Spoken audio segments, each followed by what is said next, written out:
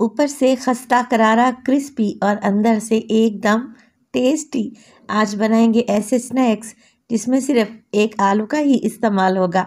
बिस्मिल्लाहिर्रहमानिर्रहीम। अस्सलामुअलैकुम। खुश रहें, आबाद रहें, जहाँ भी रहें, हैप्पी रहें और हेल्दी रहें। तो मैं हूँ फ़ायज़ा और वेलकम करती हूँ आपको चटपटे पकवान में। आज आपसे शेयर करूँगी टी टाइम के लिए एक ऐसा स्नैक जिसमें आपको एक नहीं दो दो जायके मिलेंगे।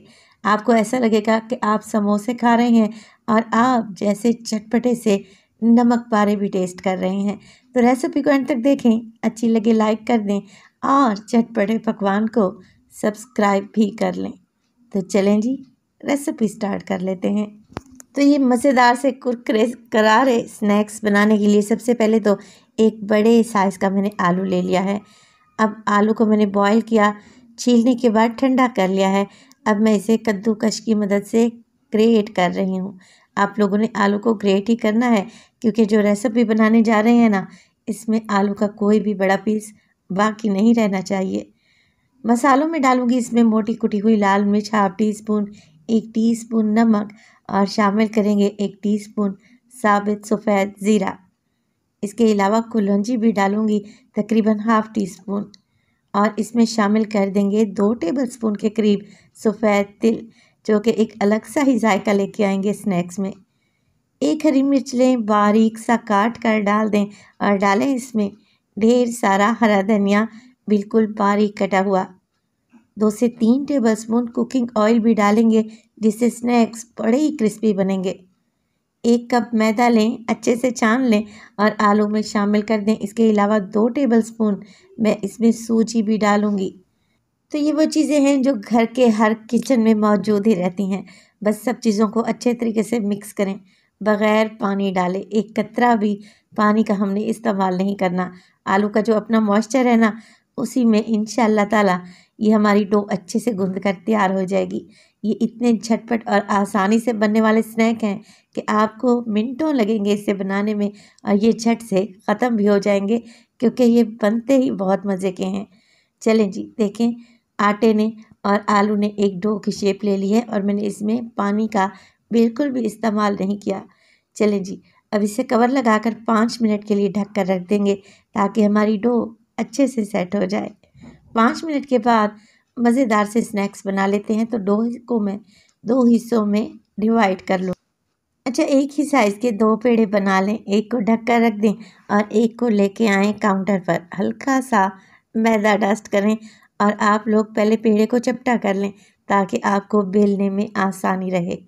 अब हमने क्या करना है, रोलिंग पिन की मदद से पेड़े को बढ़ाना शुरू करना है।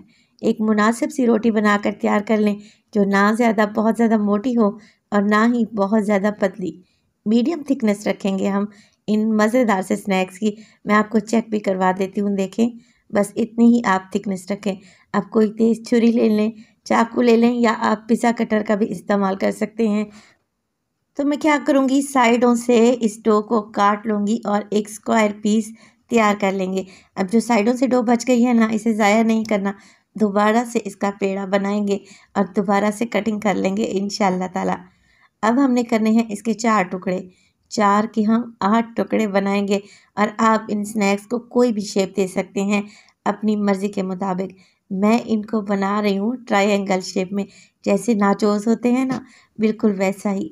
अच्छा, ट्रायंगल शेप में स्नैक्स खाने में तो टेस्टी लगते ही हैं, देखने वाले बड़े अट्रैक्ट होते हैं कि ये कितनी ज़बरदस्त सी शेप के स्नैक हैं। तो ऐसे ही सारे स्नैक्स बनाकर तैयार कर लें।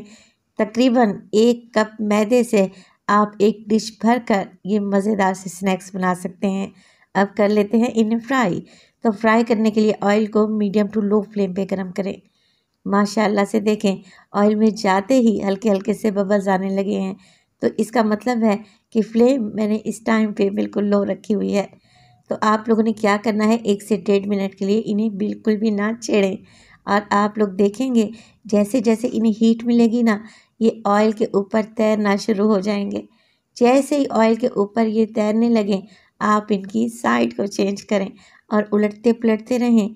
इन्हें फ्राई करने में आपको तकरीबन 6 से 7 मिनट लगेंगे ताकि ये अंदर तक पके और क्रिस्पी और मज़े के बने। तो ये इतनी जल्दी और झटपट से बन जाने वाले स्नैक हैं कि आप जितनी देर में शाम की चाय बनाएंगे ना, उतनी देर में आप ये मज़ेदार से स्नैक भी बनाकर तैयार कर लेंगे। तकरीबन इन्हें बनने में 15 मिनट ही लगेंगे आपको। तो माशाल्लाह से अच्छा गोल्डन कलर आ गया है, निकाल लेते हैं और गर्मा गर्म इन्हें मैं सर्व करने लगी हूँ इमली की चटनी के साथ। आप इन्हें हरी चटनी या केचप के साथ भी इंजॉय कर सकते हैं। तो देखें, लग रहे हैं ना टेस्टी। मैं आपको तोड़ कर दिखा रही हूँ। माशाल्लाह से देखें कैसे समोसे की तरह क्रिस्पी हैं और फूले फूले से हैं, खाने में एकदम लजीज हैं। तो रेसिपी ज़रूर ट्राई करें। रेसिपी अच्छी लगे लाइक कर दें और चटपटे पकवान को सब्सक्राइब भी कर लें। अपना बहुत सारा ख्याल रखिएगा। फ़ाइज़ा को अपनी दुआओं में याद रखिएगा। मुझे दीजिए इजाज़त। टिल देन, अल्लाह निगहबान।